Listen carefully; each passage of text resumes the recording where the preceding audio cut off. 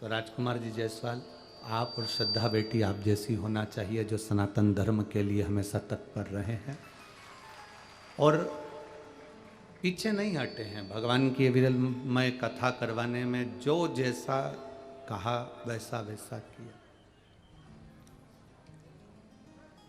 बहुत सुंदर भोजन व्यवस्था आदि जितनी व्यवस्थाएं करी गई हैं वो बहुत सुंदर करी।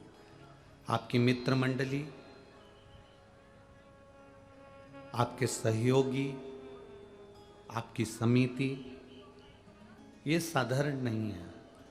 एक एक बच्चे ने, बनी का एक एक बालक ने इस पूरी कथा को संभाला है और लाखों की संख्या में जो भक्त आए उनको खूब सुंदर व्यवस्थाएं प्रदान करी। शिव महापुराण की कथा 24,000 श्लोक का एक समावेश है।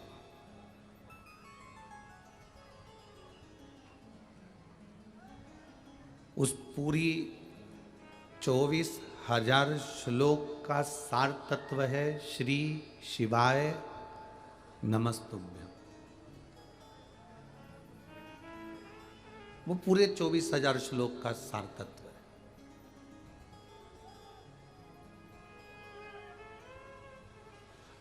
आप पूरी शिव महापुराण की कथा नहीं पढ़ सकते, पूरी शिव महापुराण की कथा का स्मरण नहीं कर सकते,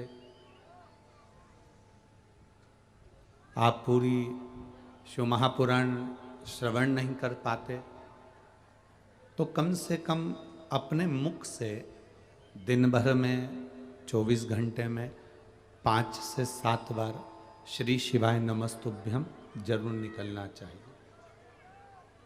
हमें पूरी शिव महापुराण का, पूरी कथा का एक फल हमें प्राप्त हो, पूरी कथा का।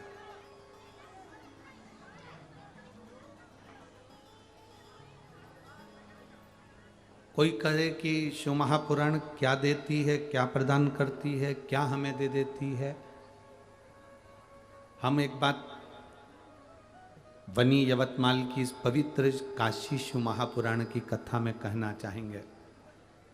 जमीन में जैसे बीज डाला जाता है, जमीन में जैसे बीज बोया जाता है और जमीन में बीज डालने पर वो बीज केवल एक ही उत्पन्न नहीं होता है। जमीन में जब बीज डाला गया तो उस बीज से हजारों बीज उत्पन्न होते हैं।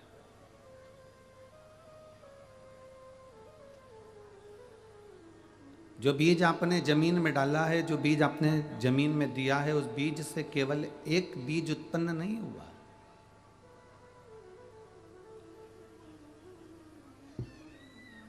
उस बीज से ना जाने कितने बीज उत्पन्न हुए। शिव महापुराण की कथा यही कहती है,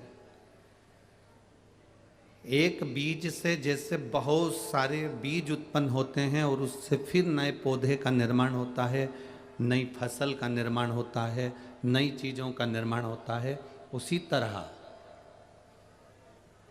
आप अगर एक लोटा जल देवादिदेव महादेव को चढ़ाने के लिए जा रहे हैं, कहने को वो एक लोटा जल है।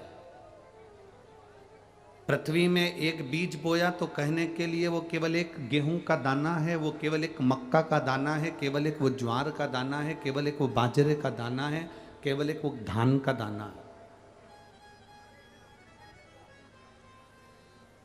वो केवल कहने का है कि हमने एक धान बोया है, हमने एक गेहूं को लगाया है, हमने एक आम का बीज बोया है, हमने एक अंगूर का बीज बोया है, हमने एक मौसम्बी का, एक संतरे का बीज बोया है, हमने एक कपास का बीज बोया है।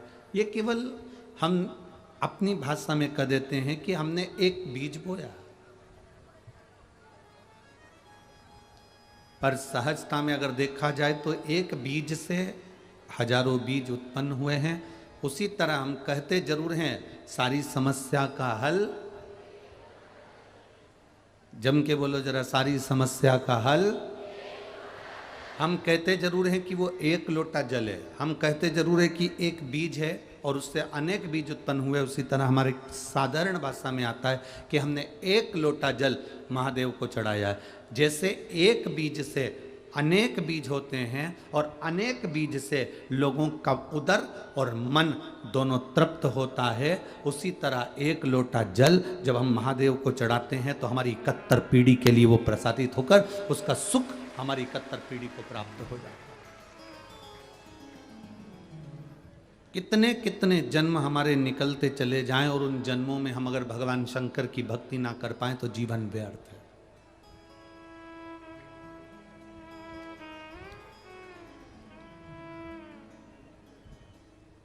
पूरी रामचरितमानस को उठाकर देखिएगा,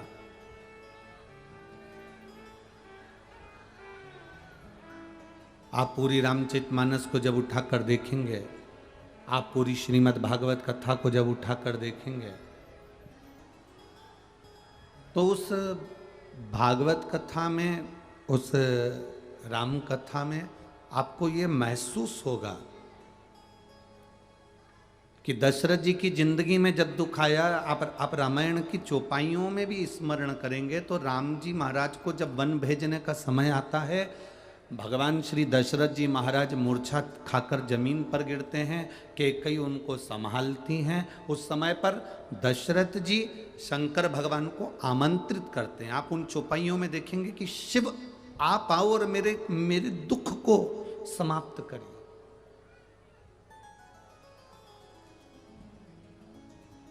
शिव आप आओ और मेरे कष्ट को समाप्त करिए, मेरे दुख को समाप्त करिए। और शंभो शरणे पड़ी मांगो घड़ी रे घड़ी दुख काटो दया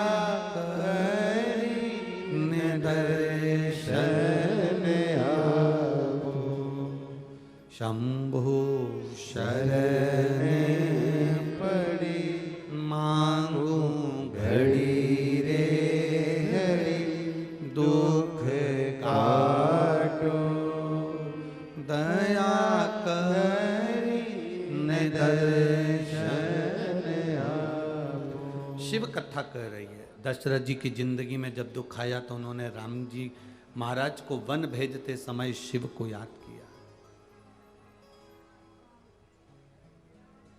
यशोदा मैया की जिंदगी में जब दुख आया तो उन्होंने भगवान कृष्ण को पाने के लिए शिव की आराधना करी। जनक जी महाराज को मालूम पड़ा कि मेरी जानकी भी वन में विचरण कर रही है, वन में घूम रही है, तो जनक जी ने शंकर भगवान से प्रार्थना करी।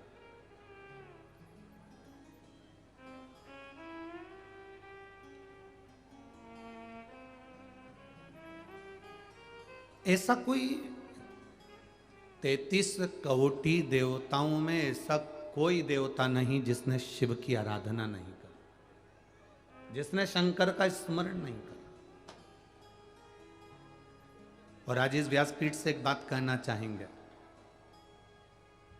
बीच में एक दौर ऐसा था पहले का, जब जगत गुरु शंकराचार्य जी महाराज का प्रागट्य इस भूमंडल पर हुआ था। जगत गुरु शंकराचार्य जी जब इस भूमंडल पर, इस पृथ्वी पर आए थे तो उन्होंने शिव भक्ति को इतना जगाया था, इतना जागृत कर दिया था, इतना जागृत कर दिया था शिव भक्ति को कि घर घर में लोग शंकर की भक्ति करते थे। जगत गुरु शंकराचार्य जो शंकर के एक अंश हैं, जगत गुरु शंकराचार्य जो शिव के एक अंश माने गए थे, जब उनका जन्म हुआ था, प्रागट्य हुआ था, उसके बाद उन्होंने शिव भक्ति को ऐसा जगाया।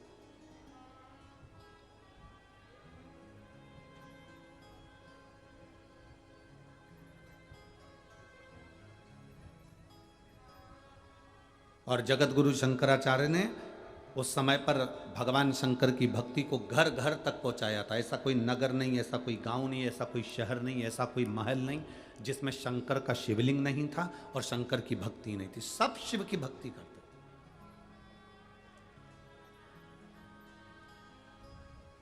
जिस समय पर पूरा राष्ट्र को लोग नोचने में लगे हुए थे उस समय पर जगत गुरु शंकराचार्य जी ने आकर उस समय शिव भक्ति को जागृत कर कर शंकर की भक्ति को पूरे घर घर गांव गांव तक पहुंचाकर उस शिव भक्ति को वापस स्थापित करा था।